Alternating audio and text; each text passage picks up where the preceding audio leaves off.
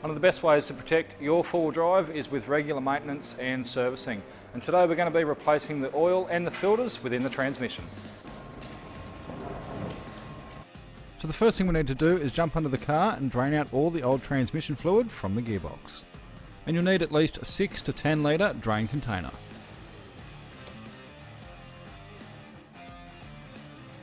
And once it's empty, you can pop the drain bolt back into the pan and then undo the 20 bolts securing it to the transmission.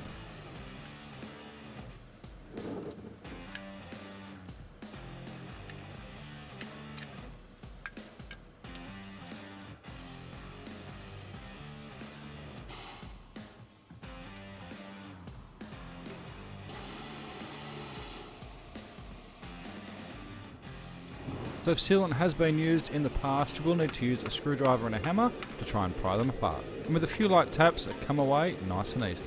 Then we can remove the pan to access the filter.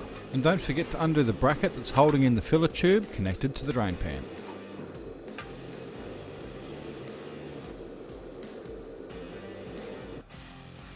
And holding in the filter there is 2 bolts. But make sure that you keep your drain container handy, because once you remove the filter, some oil will still come out from the transmission.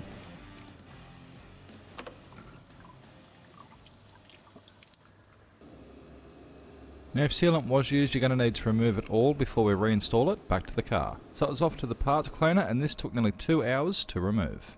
So with a lot of elbow grease and using a plastic chisel and a Scotch-Brite pad, it come up pretty clean. And with the pan all nice and clean, we can now reinstall the 3 magnets.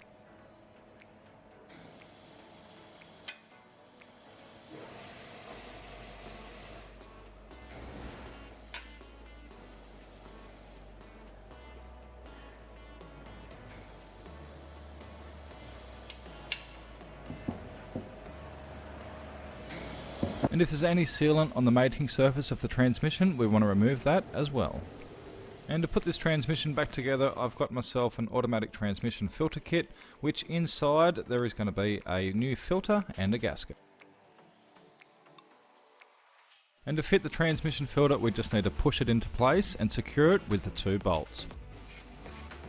And the torque setting for these bolts is 6 Newton meters.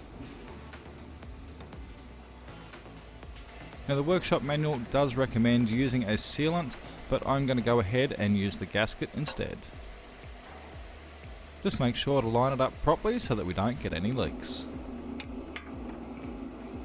And with the gasket in place, we can now install the pan back to the bottom of the car. And the torque setting for the bolts is 11 Newton meters.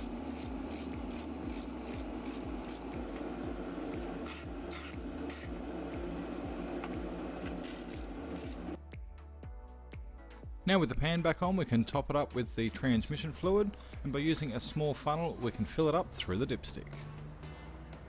Now to know how much fluid to put back in the car, well, you can measure what we took out through the drain pan, which in this case was just over 4 litres.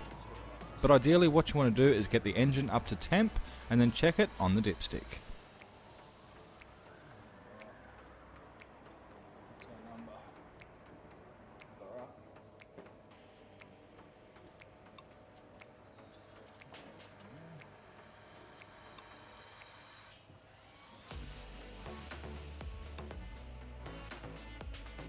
So now that we've topped it up with fluid, we can jump into the car and start the engine, and we just want to go through all the gears to make sure that it's nice and smooth. Then it's off for a test drive.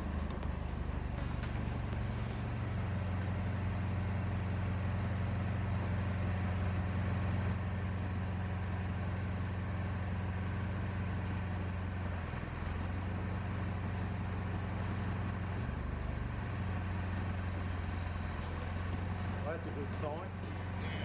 Pretty smooth and all. You get the stick apart. Coming out nice. So now that we've got some smooth shifts between all the gears, there was one last check under the car to make sure that we've got no leaks. So for a full range of products available for your four-wheel drive, check out westernfilters.net.au. So until next time, get out there and give it a go.